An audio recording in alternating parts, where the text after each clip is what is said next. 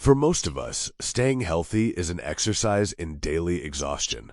We rely on strict discipline, calorie tracking, and a constant battle of willpower to resist the food surrounding us.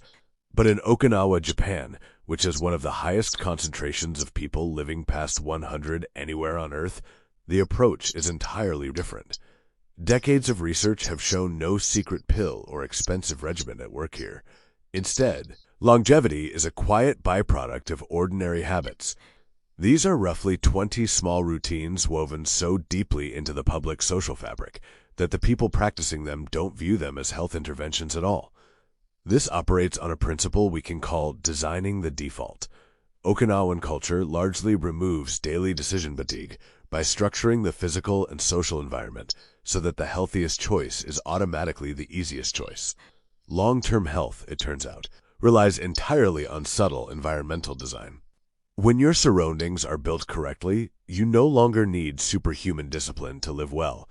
We can see this environmental design clearly in a dietary principle called hara hachi, the practice of eating only until you are roughly 80% full. It functions as a built-in stopping point that completely bypasses the need for calorie math. Look at this diagram to see the mechanics of why this rule is so effective. There is a physiological lag of about 20 minutes between the time your stomach physically reaches capacity and the moment your brain actually registers the fullness signal. If you eat until you feel completely stuffed, you have already overeaten by the time that delayed signal arrives. Stopping at 80% acts as a mathematical buffer for that lag, ensuring your body hits perfect capacity right as the brain finally catches up. The environment supports this through the cable setting.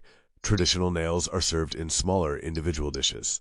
This specific type of dishware naturally enforces pauses and provides clear visual cues that slow the pace of eating down. The portion control we observe in Okinawa is an architectural feature of the dinner table, rather than a test of the diner's willpower. The ingredients filling those small plates follow a strict baseline: fresh, seasonal, whole foods. Fish, rice, tofu, and vegetables form the foundation of nearly every meal. Defaulting to whole ingredients removes a massive cognitive load from daily life. A meal built entirely from single ingredients requires zero label reading or evaluating processed health claims, eliminating decision fatigue at the market. This default approach also sets up a highly cardioprotective protein ratio. Omega-3 rich fish and plant-based tofu act as the daily standard, while saturated fat-heavy red meat is reserved as a rare monthly exception. Sugar undergoes a similar structural shift. It is never banned, but it is transformed from an unconscious daily grazing habit into a deliberate, naturally sourced ritual reserved for specific occasions. By structuring processed convenience foods out of their daily reach, the population naturally avoids the primary sources of chronic inflammatory stress. This structural approach extends beyond the plate to how vitality is maintained through basic hydration and digestion. Gut health, for instance, is supported effortlessly. Fermented foods like miso soup deliver live probiotic cultures directly to the microbiome as a standard component of breakfast or lunch, completely replacing the need for manufactured supplements. Hydration is anchored by a daily green tea ritual. Green tea is packed with catechins, powerful antioxidants that provide cellular protection and a calm, sustained energy profile that coffee cannot match. These liquids are explicitly consumed warm. Prioritizing warm water and tea provides digestive comfort and steady hydration without introducing the metabolic shock of ice-cold drinks to the system. Complex biological benefits, from active microbiome support to daily inflammation control, are quite literally pre-installed into the rhythm of the day. Compare the modern anxiety around aging with the reality in Okinawa. Here, the elderly remain active, physically capable, and integrated into the community well into their later decades, a direct biological outcome of their environment. Engineer these same defaults into your own environment. Start with the architecture of your dinner table. Serve your meals on smaller plates to automatically build in the hara hachi buffer, cutting calories without tracking a single number. Next, adjust your protein ratio. Swap out one red meat dinner a week for fish or a complete plant protein like tofu, shifting your cardiovascular profile toward the Okinawan baseline. Finally, replace one highly processed, cold energy drink in your afternoon routine with a warm green tea to stabilize your hydration and introduce daily antioxidants. True sustainable longevity is a task of design, not a test of endurance. You don't need a stricter diet. You just need better defaults. Modern health maintenance typically operates through a series of aggressive, isolated interventions. We attempt to force health into our schedules using 30-minute high-intensity workouts or complex 10-step skincare routines. This intervention model relies on a heavy daily tax on two finite resources: high levels of personal motivation and abundant free time. When schedules compress or willpower drops, these separate, high-friction routines are the very first things we abandon. An alternative paradigm focuses on integration. The goal here is to remove friction entirely, designing a life where healthy movement and care happen by default. Sustainable physical maintenance thrives on habits that require zero willpower because they are woven directly into the mechanics of daily survival.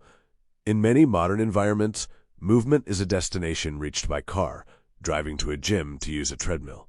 Traditional Japanese daily life represents the opposite model, where walking is integrated directly into transportation. Dense, walkable neighborhoods make traveling on foot the most convenient option for errands. This environment effectively circumvents the need for exercise as a separate category of life. When walking serves as the primary mechanism for grocery shopping or seeing a neighbor, it occurs regardless of how you feel that morning. The movement is tied to the utility of the trip. This same focus on low-impact integration applies to internal stability. Practices like Tai Chi maintain physical control through subtle, slow-motion movements rather than high-intensity exertion. These movements train proprioception, the body's unconscious awareness of its own position in space. This internal sense often declines as we age, leading to falls and a loss of independence. This slow, deliberate weight shifting is the foundational scale of Tai Chi. Practicing this stabilization, even for a few seconds daily, maintains the balance benefits of the formal practice without the need for a fitness class. Long-term musculoskeletal health rests on these two pillars: unconscious transportation on foot and the regular practice of slow, controlled stabilization. The same rules of low-friction integration apply to the body's external envelope, the skin. Simple two-step regimens done relentlessly every single day generate superior results compared to elaborate routines that are frequently scoped due to their complexity. This approach prioritizes actual skin health over cosmetic coverage. Investing in cellular health through basic care and hydration yields compounds that cannot be replicated by masking damage with products. Daily, year-round sun protection is the ultimate integrated skin habit.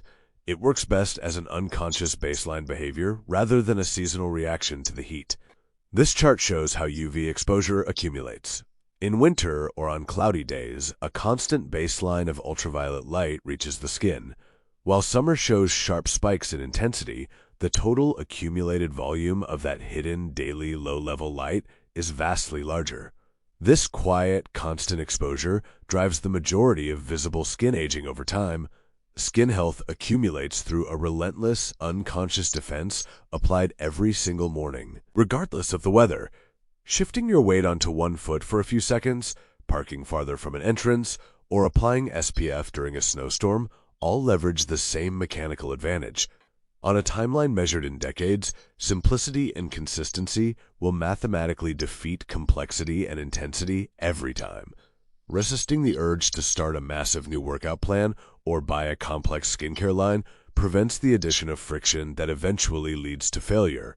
A more effective approach is auditing tomorrow's routine to find one car trip that could become a walk, or reducing your skincare to 2 steps you will never skip. Longevity results from the cumulative effect of removing invisible friction from the life you already live. So let's just challenge a huge assumption right out of the gate. What if the ultimate secret to living a long life has absolutely nothing to do with what you eat or how much you hit the gym? I know, it sounds like a crazy claim, right? But the famous Okinawan longevity research highlights a totally different category of habits that matters just as much as, and honestly, in some cases, way more than all of our physical habits put together. Think about it like this. On one hand, you've got the physical habits we all obsess over, right? The strict diets, hitting 10,000 steps, the elaborate skincare routines.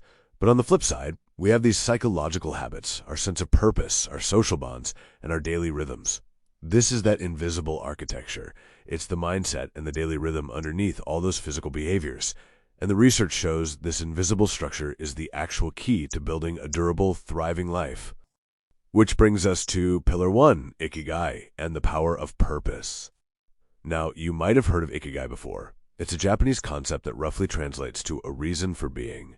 Basically, it's a clear, definable sense of purpose that gives every single day a sense of direction. And the really crucial point here? Having this clear ikigai isn't just some nice, fluffy, feel-good bonus. Researchers tracking massive populations over decades have found that people with a clear sense of purpose show measurably lower all-cause mortality. And get this, that is totally independent of whether they exercise or eat well. The purpose literally matters biologically all on its own. When researchers map out ikigai, they usually put it right in the middle of 4 things: what you love, what you're good at, what the world needs, and what you can be valued for. Now, looking at that, it sounds like some massive, intimidating life mission, doesn't it? Like you have to be out saving the world. But the real-world practice of ikigai in Okinawan culture, it is wonderfully, beautifully modest. Picture a grandmother who goes out and tends her garden every single morning just because her neighbors depend on the vegetables she shares. Or think of a retired fisherman who just mentors younger guys a couple of times a week. That is ikigai in action. The scale of your purpose actually matters way less than the clarity of it and how it shows up in your daily life. You really don't need to save the world to have a purpose that saves your life. So here's a little micro action for you today to help build out your own ikigai purpose guide. Step 1, reflect honestly on your current reality. Step 2, figure out your reason for getting up tomorrow morning. Not what you think it should be, but what it honestly is right now. Step 3, write it down in exactly 1 sentence. Seriously, try to do this right after you finish watching this explicator. And look, if you find it super hard to answer, don't stress. That difficulty is actually a massive clue showing you exactly where you need to focus your attention. All right, let's move on to Pillar 2, moai and lifelong bonds. Enter the moai. These are small, incredibly durable social support groups. They're often formed super early in life, sometimes even in childhood, and they're deliberately maintained for decades. The research on this is just staggering. Strong social connection is literally one of the most powerful predictors of a long life across basically every population ever studied. In fact, isolation carries health risks that researchers have compared directly to smoking cigarettes. A moai acts like an absolute shield against that isolation, giving you lifelong support through the good times and the really tough times. 3 to 5, in our modern world, we always think about our network as, hundreds of social media followers or dozens of casual work acquaintances. But the real magic of a moai is all about durability and reliability, not width. You literally only need 3 to 5 people that you can consistently depend on over the years. That is the magic number for your health. Deliberately building a structure to stay in those few people's lives long term, that is completely within your reach. Okay, on to Pillar 3, flow and daily rhythms. Let's talk about social jet lag. We've all been there, right? On weekdays, you might sleep from 10 p.m. to 6 a.m. But then the weekend rolls around and you shift that schedule to sleep from 1 a.m. to 10 a.m. Well, your body's internal circadian rhythm regulates everything from digestion and hormone release to overall metabolic function. When you shift your schedule that drastically for just 2 days a week, it throws all of those functions completely out of whack. Physiologically, your body experiences that weekend shift exactly as if you just boarded a plane and traveled across multiple time zones. But hey, don't panic. You don't have to live your life like a strict robot. The fix is actually really manageable. You just need to keep your weekend sleep and meal timing within roughly an hour of your weekday pattern. By just sticking to that 1 hour window, you preserve the vast majority of the biological benefits of a consistent circadian rhythm. No rigid, identical 7-day schedule required. And this consistency extends right into our waking moments through our daily rhythm habits. Simple stuff like eating slowly to actually give your body's fullness signals time to register, or just picking one totally ordinary activity like taking a walk without your phone or a podcast blasting in your ears and practicing full unhurried attention. It sounds almost too simple, but genuinely practicing being present for just 5 to 10 minutes a day builds this incredible underlying skill. Once your brain gets familiar with it, it naturally bleeds into the rest of your day, pulling you right out of that stressful autopilot mode. Finally, let's look at the mortar that holds all these pillars together: gratitude and nature. That mortar is a daily gratitude practice. It's deliberately noticing the small joys. And I really want to emphasize the word small here. If you only ever feel grateful for massive life events, like a huge promotion or buying a new house, you're going to run out of material super fast. Most days just aren't that dramatic. But a genuinely good cup of tea, a nice moment of sunlight hitting your face, a kind word from a friend, those are effectively unlimited. By focusing on these genuinely tiny things, you create a sustainable daily practice that is scientifically proven to lower stress hormones and boost your emotional resilience over time. What's really beautiful is how you can tie all of this together by just connecting with nature. A simple activity like gardening is literally a longevity superpower. It naturally loops everything we just talked about into one cohesive lifestyle. It gives you gentle physical movement, it gives you outdoor natural light to anchor those circadian rhythms, it offers a clear daily purpose, tending to something living, and it inherently connects you to seasonal eating. It is the absolute ultimate invisible architecture habit. Well, we've covered a ton of ground today, from the power of a 3-person moai to the metabolic importance of keeping your sleep schedule within that 1-hour window. But I want to leave you with one final provocative question before we wrap up. What is your honest reason for getting up tomorrow? Seriously, don't overthink it, don't judge it, just identify it. The invisible architecture of a long, healthy life isn't built in a gym or at the pharmacy. It's built in your daily rhythms, your deepest social connections, and your quietest moments of purpose. Thanks so much for joining me on this explainer. Now go write down that sentence and start building into this. I want you to think for a second about how we usually approach health today. Honestly, it often feels like this massive, exhausting to-do list, right? Tracking macros, scheduling intense workouts, forcing down handfuls of supplements. But I want to ask you, what if it literally didn't have to be that way? What if longevity wasn't a stressful wellness checklist at all? The natural Okinawan lifestyle presents a massive paradigm shift. It's really not about doing more. It's about integrating better. Section 1, the 5 longevity pillars. Let's take a look at these core categories.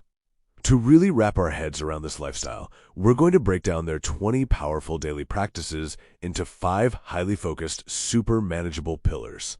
Our first pillar is dietary wisdom. And the best part, no complicated diet fads here.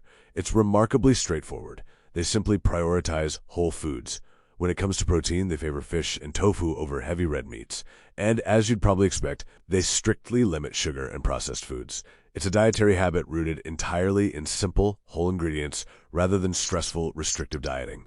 It's really just about what you can enjoy naturally. So the crucial point is actually how they eat, not just what they eat. Enter the concept of hara hachi. This is the practice of eating until you're only about 80% full, and it really grounds their entire approach to meals. By stopping just before they feel completely stuffed, they naturally prevent overeating and promote much better digestion. It's just a simple, mindful pause during a meal that works absolute wonders for longevity. And that brings us perfectly into the second pillar, mindful nourishment. Because in Okinawa, nourishment goes well beyond just the solid food sitting on your plate. Take these daily habits, for instance. We're talking drinking green tea every single day, incorporating fermented foods to maintain fantastic gut health, and sipping warm liquids continuously throughout the day. It's all about constant, soothing, and gut-friendly hydration. Next up is Pillar 3, daily movement. Now, I absolutely love this one because it completely redefines how we think about exercise. There are no punishing, high-intensity gym sessions here. Instead, it's all about easy steps seamlessly built right into your normal routine. It's walking, moving naturally, and incorporating gentle balance practices like Tai Chi. The body stays in motion, but it's a smooth, highly sustainable motion. Pillar 4 is body care, and it has a very specific theme. Look, this isn't about cosmetic coverage or super complicated beauty routines. It's rooted deeply in consistency and protection.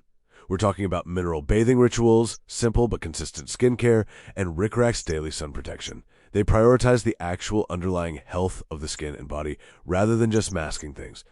And that brings us to the 5th and final pillar, life philosophy. Honestly, you could easily argue that this is the bedrock foundation underneath everything else we've just discussed. This pillar weaves purpose and community into everyday existence. It's about mindful living, keeping consistent daily rhythms, cultivating durable friendships that last a lifetime, practicing daily gratitude, and maintaining a regular connection with nature.